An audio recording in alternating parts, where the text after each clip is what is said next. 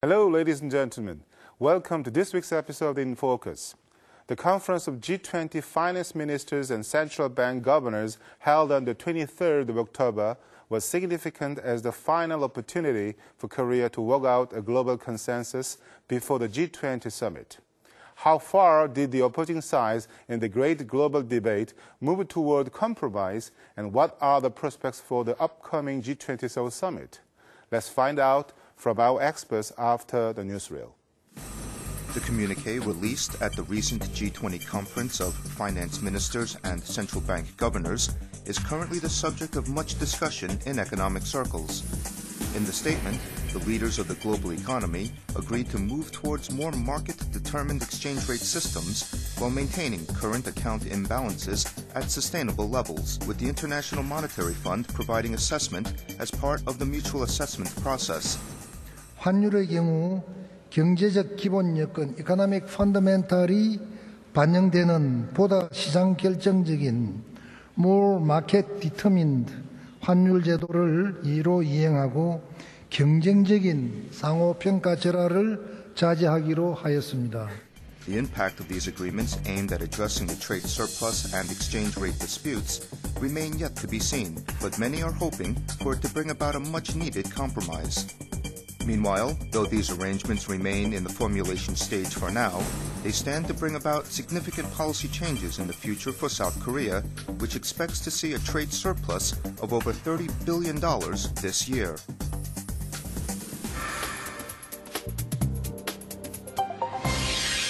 Welcome back. To discuss one of the very important issues for the global economy, we have two expert guests in the studio. Joining us to my right is Dr. In, who is the head of the International Finance team at the Korea Institute for International Economic Policy. Thank you for being with us today, Dr. And to my left is the Professor Jasper Kim, who is department chair at the Graduate School of International Studies at Ewha Women's University. I think that you also write some book about international economy or something. Oh, yes. Korean Business Law is the title of the book. Oh, really, yes. And then thank you for being with us today, too. And, thank you very much. Well, today, as we know very well, in the November, the G20 summit is scheduled to be held in Seoul. But last week, there was another G20 conference. For 2 days from the October 22nd and 23rd, there was the G20 conference of finance ministers and the central bank governors. Why they met and what kind of discussions did they have? Who will start? Dr. Ho? Basically, the G20 meeting is supposed to be summit of all the presidents of the G20 countries. But before that, they have to agree on the specifics on how to they progress, how to they manage their economies. And basically, the person who takes charge of their own economies is financial ministers and the central bank governors. They have to make some economies is financial ministers and the central bank governors. They have to make some adjustment previous the summits. So that's why they met, and they have a great result, I think. I think they discussed many things, right? We have quite the challenging issues, such as currency, the exchange rate issue, and the very severe trade imbalances. So I'd like to talk about firstly, the currency issue. What kind of discussions they made? Well, before this meeting of the finance ministers, there was a lot of hype in the media that this is turning into a currency war or a clash of currencies, simply because the dollar versus the won. So it's a U.S. versus China, a Chimerica issue. And so that really brought global attention to the G20 summit coming up. So a lot of people thought that in this past meeting in Gyeongju that there was going to be a lot of war of words between these finance ministers. So the expectation was extremely low in terms of what to expect. People thought there would be no consensus. People thought there would be a lot of finger pointing, a lot of voices. But I think the markets were somewhat surprised when there was a broad consensus in the form of the communique that was issued. But by the way, actually, you are the expert about international law too. This agreement does not have any binding forces, don't they? That's right. From a legal perspective, this is just a broad version of a memorandum of understanding between all the finance ministers. There's very little direct, concise language in here. There's very few numbers. In fact, the only numbers that are really here are probably in the last provision about that they'll meet on November 11th and 12th. They promised to do that. And there's a couple other numbers, of course.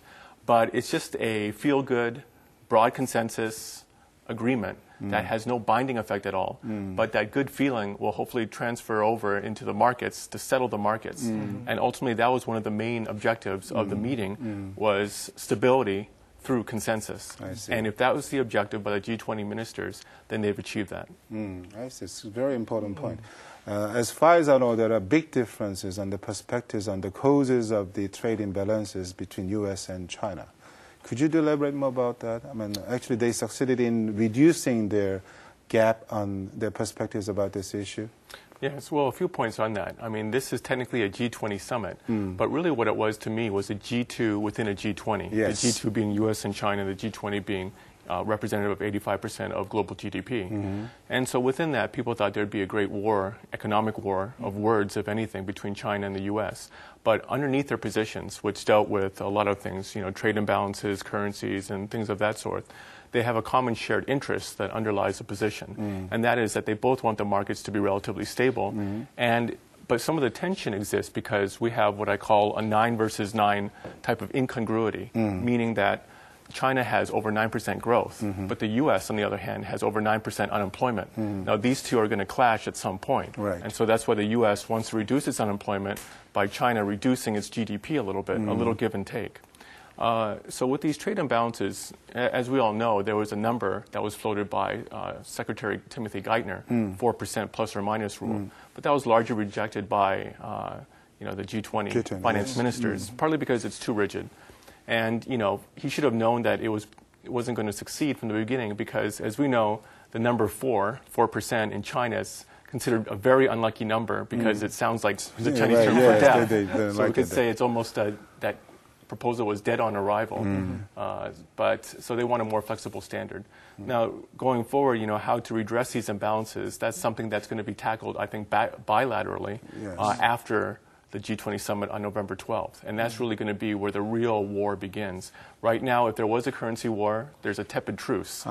But a pause button has been pressed. But after the G20 summit, that's when you'll see some real commotion and action. We already see the beginnings of it, but people are just trying to play nice until November 12th.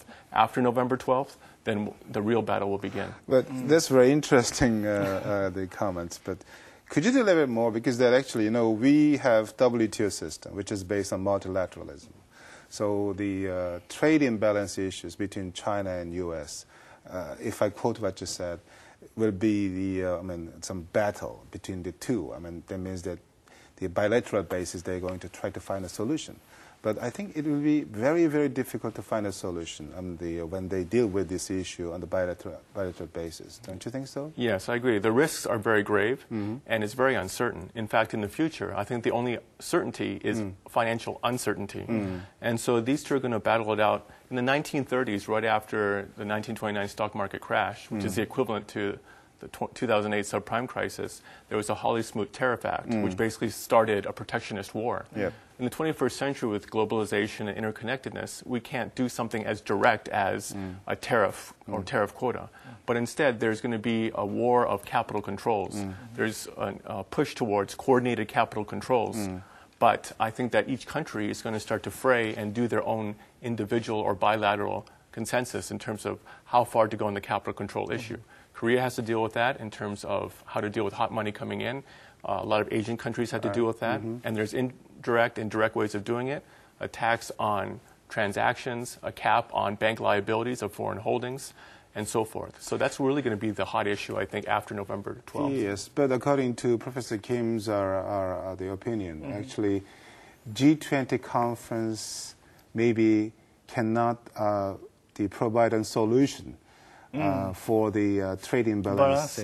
What do you think about his opinion? I agree on some of your point, but basically, just controlling the exchange rate is not the right answer for the trade imbalances.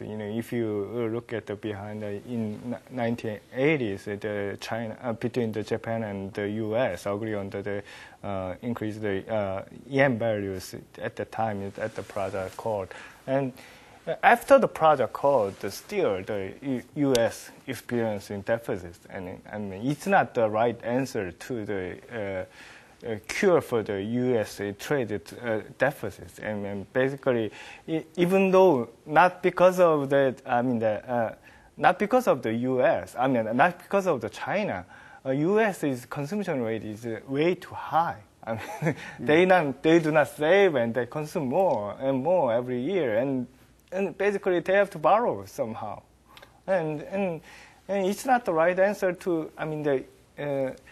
If China did not provide those products or the export, the other country will do it. I mean, it's not because of the yuan problem. I mean, it's just because of the U.S. competitiveness of the production is getting a little bit lower than the before, and that's why they have a deficit, and they don't know.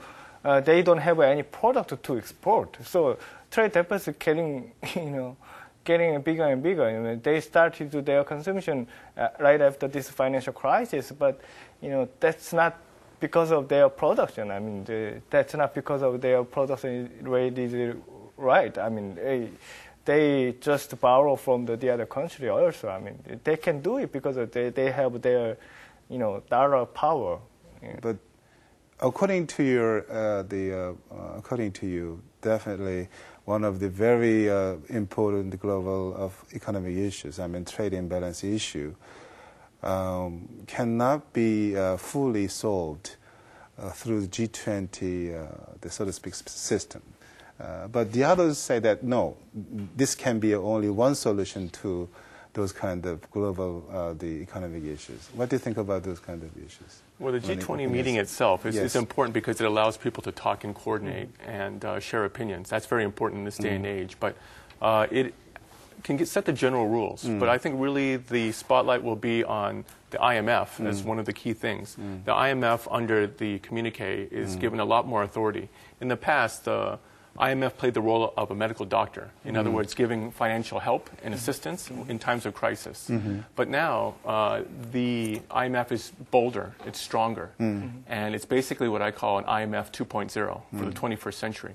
It's not the 1944 version, it's the 2010 version, and it's there to play a more preemptive role through the precautionary credit lines and so forth, and a broader role and an earlier role to strike faster, quicker, and more highly calibrated.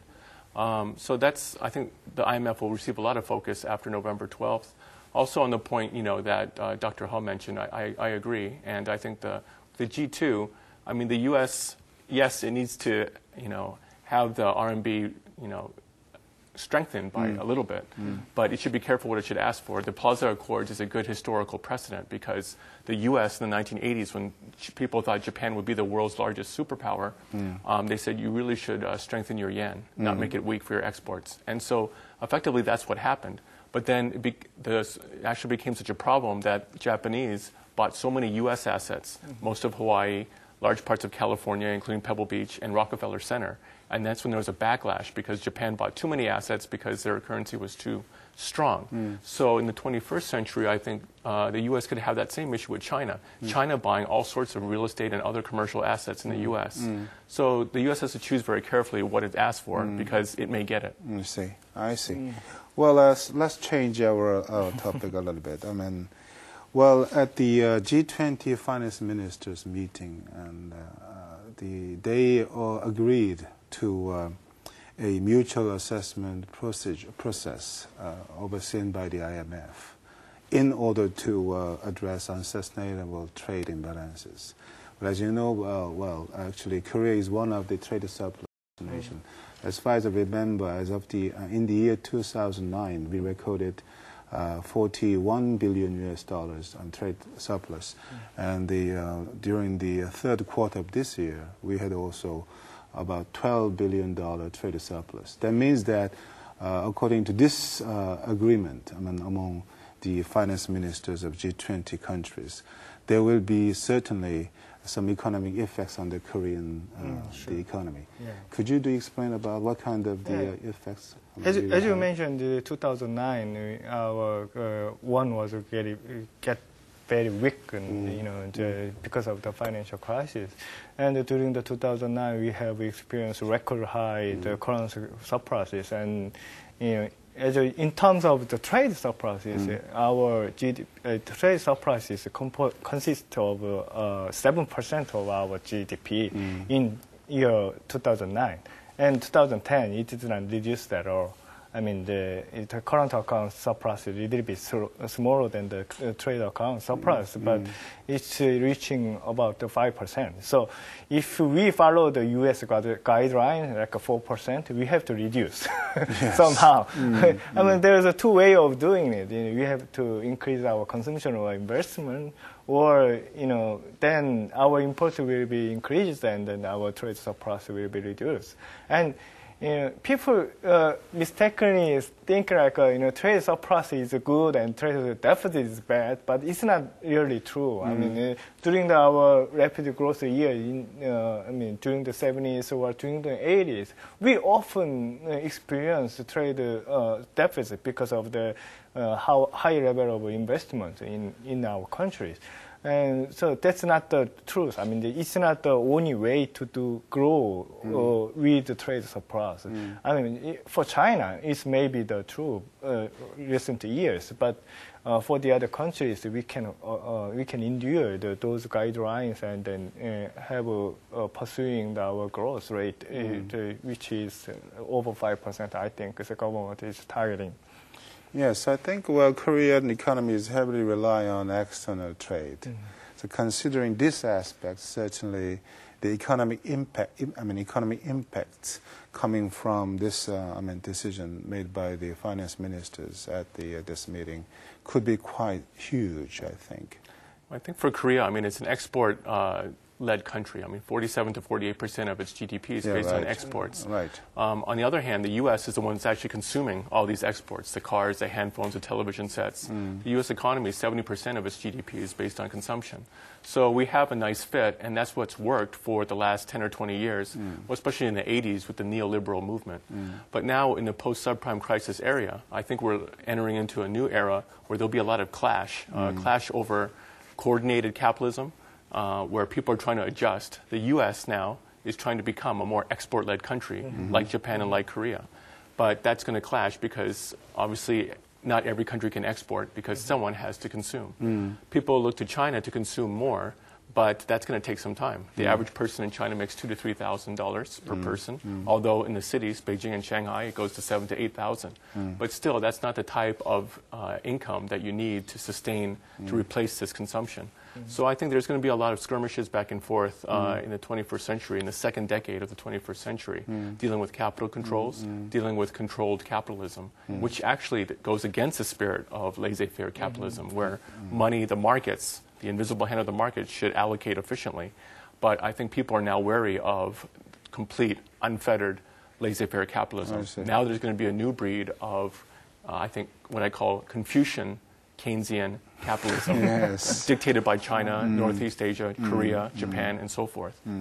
But at the meeting also, the finance ministers discussed about the voting quota reform in the IMF.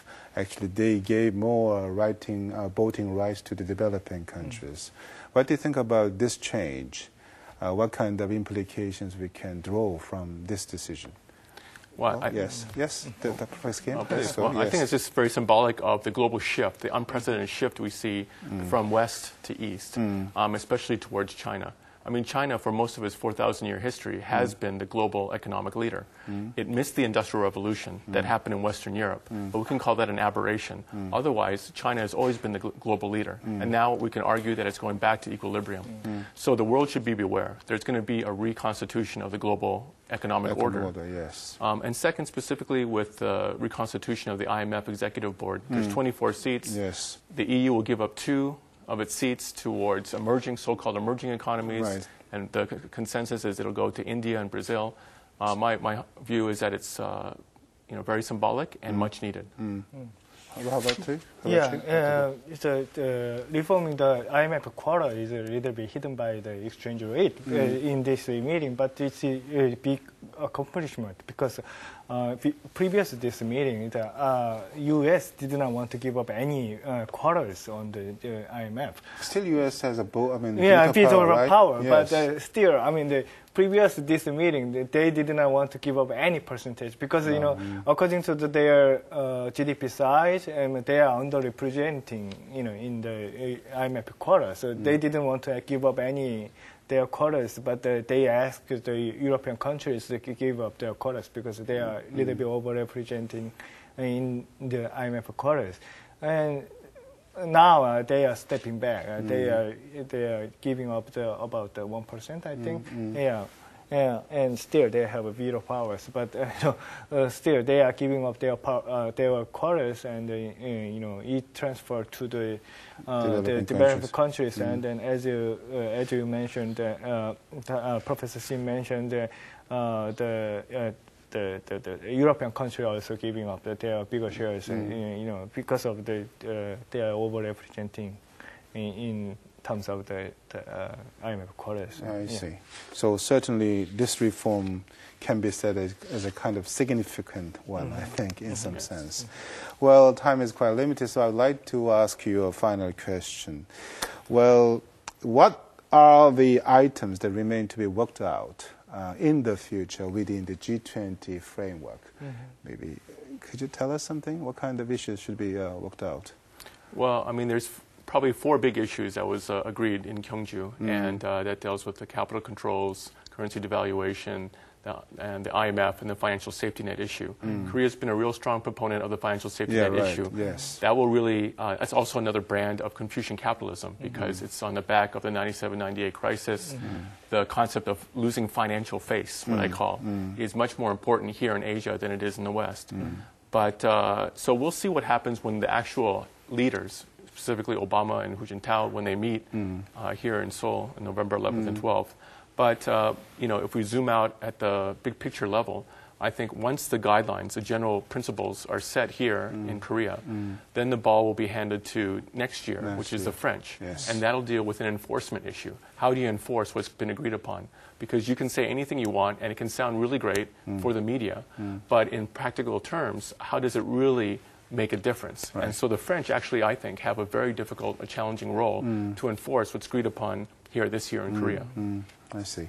Well, how about you? Yeah, I think one of the issues you omitted was the development agenda. So the Korea government is pursuing, which is the sending out all the assistance for the underdeveloping countries, and that's not talked about in the Kyungju meeting. So probably there will be appears on the Seoul meeting, because it's easy to agree on it.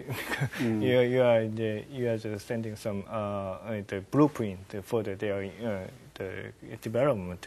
And as you said, the financial safety net is one of the bigger issues, biggest issues Korean government want to raise. And it's a kind of the precautionary credit lines of the IMF is one of the big achievement in the Kyungju meeting. But still, we are wanting to have a regional safety net, because such as the Chiang Mai initiative with multilateralization, such as that, every region have their own safety net, and then the countries will not won't be rely on the IMF. Sorry, so probably that's one of the issues will be coming up, and the financial regulation, it did not talk about that much in the Kyungju meeting, and which is, basically one of the key driving force of the G20 meeting. So that will be clarified in the Seoul meeting. So yes, but financial regulation is certainly one of the issues on the top of the agenda of the G20 summit, I think. Well, thank you very much. And then we had a discussion about the G20 conference of finance ministers and central bank governors. And then I think we had a very good discussion. Thank you very much for being with us, Dr. He and Professor Kim. Thank you. Thank you. The G20 communique reads like an extensive to-do list of things to fix in the world's economy. It appears to be a daunting challenge, but the G20 is the closest thing we had to a governing body for the world's economy and the only framework we can look to for a solution to these pressing global issues. Let's acknowledge the progress made at the Finance Ministers' Conference and keep our optimism alive as we welcome the upcoming G20 summit. This has been Sang-hyup for InFocus, and thank you for watching this program.